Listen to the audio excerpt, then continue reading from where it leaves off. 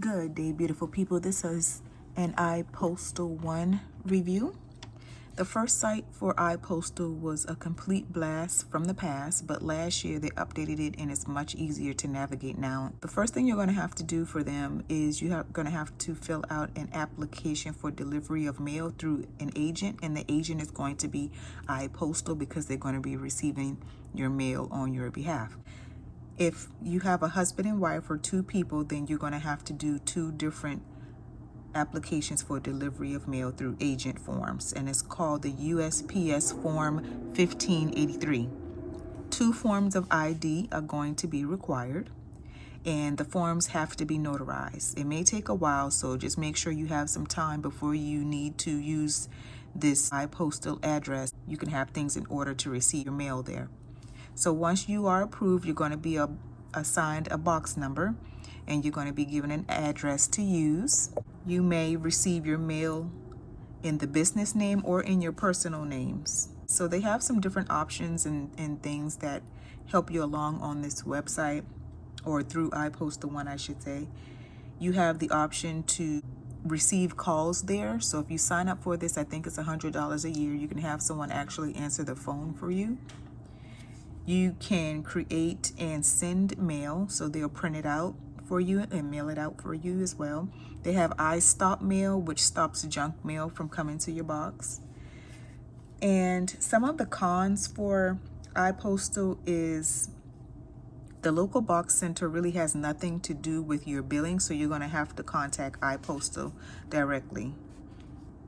You can't use ipostal with sam.gov. If you are trying to get government contracting, you cannot use a PMB, which is what this uses, a post mailbox, and you can't use post office boxes, anything like that. You won't be able to register it in sam.gov.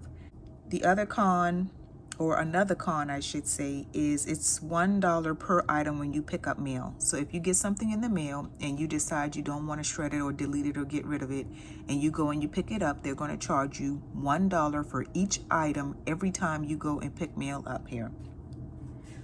The pricing online for their notary service is $25 per session per 25 pages, and it's $5 for each signer.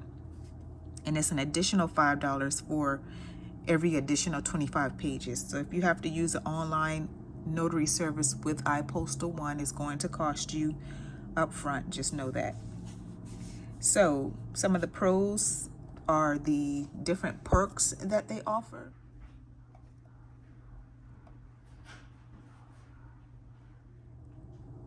They're good as an alternative for a business address if you don't want to have your business address on your Secretary of State or any other official documents. However, there are some entities and offices that will not accept a PMB or a PO box, so you need to be very mindful of that when you are trying to use ipostal1.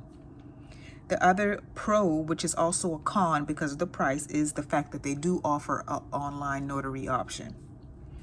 They also have auto shipping, and the prices are pretty decent for the most part. They did go up, and I'm going to tell you a little bit about that, but just the virtual mailing address itself is $9.99. A virtual business address is $14.99.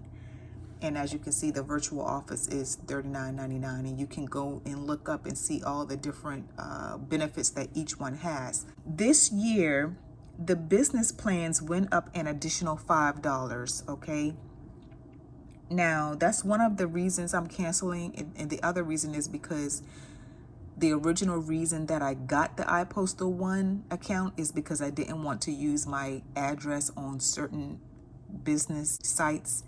So that's not an option for me anymore. We have to change the address because we can't use this address. So there's no need for me to have the ipostal1 account anymore. So that's why I'm canceling it.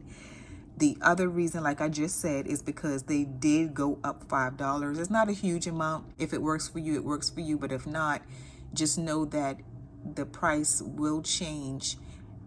Now, if you still want to receive it in just your personal names, the price won't change. But if you want to continue to receive mail in your business name, then you will be charged an additional $5 per month.